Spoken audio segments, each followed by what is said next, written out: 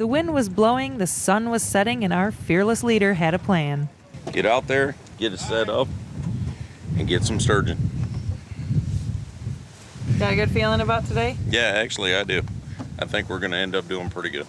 Why do you think so? Why?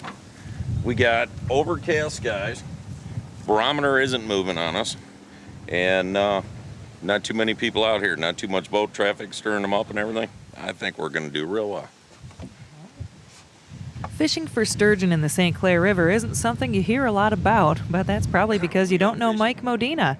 He and his fishing buddies are out here every night they can possibly swing it, and they do pretty well on sturgeon. What's a good night? Well, they say if you can boat one or two, you're doing something right. But it all starts with finding the right spot to fish. Well, right now we're fishing in the North Channel of Saint Clair River, not too far from Anchor Bay, and found a decent hole. Right now, according to the depth finder, we're in 62 foot of water. Sometimes anchoring can be tricky.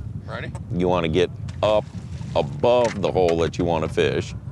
Get your anchor out, let the anchor rope out until you're right up at the top of the hole.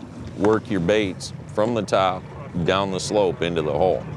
Bob Barnes and Tom Plunkett beat us out here and had already caught and released a smaller sturgeon while Mike was setting up. And what we do is we kind of give the sturgeon a smorgasbord. We thread on a couple of spot tails, a couple of night crawlers on a nice decent sized 4/0 Kale hook, and send it down with an 8-ounce sinker and set the rods, basically watch. So watch your rods, kind of like perch hit actually. Just watch the tip of that rod. If it looks like a perch is hitting, set the hook and you're in for some fun.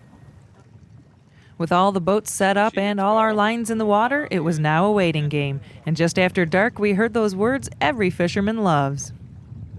Fish on! Matt Radzilowski had the first fish on. Now you may remember Matt. A few years back, he ran a camera for another outdoor show here in Michigan. This was Matt's first sturgeon, and he was in for a good long fight with this fish.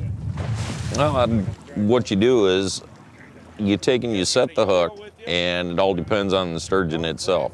He's either going to come in easy, see the boat, and then just bulldog right for the bottom, or you set that hook and it's like you sting them and they get upset right away and they start fighting. Sometimes it takes a while. Half hour, 45 minutes, hour, that's not uncommon.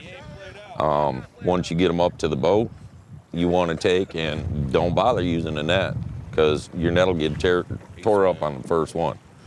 You got gloves on, you grab him by the tail. Once you grab, hold on, because he's going to get real upset with you then too. And then bring him up into the boat. Yeah, easier said than done, as Shane was discovering. If you don't grab that tail just right, the fish will power right back down into the river. But the boat with the sturgeon rookies in it was doing just fine.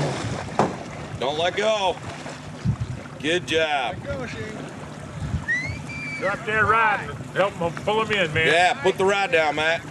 Oh, cool, dude. Good job. All right. Good. Grab the boat. Yeah, I got He's gonna grab the Lay ball him and we're out gonna on, switch gloves so he can handle his fish. Here, Matt.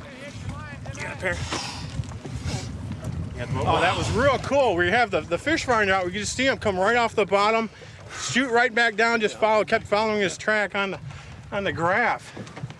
They fight, huh? Oh my gosh. I thought it was just like the anchor rope at first, and I heard him. With the slot limit on sturgeon out here, a keeper has to be between 42 and 50 inches. Matt's fish taped out at 53.5, making it too big to keep. Quite a few sturgeon get sent back, but according to Mike, those keepers make for some pretty good eating.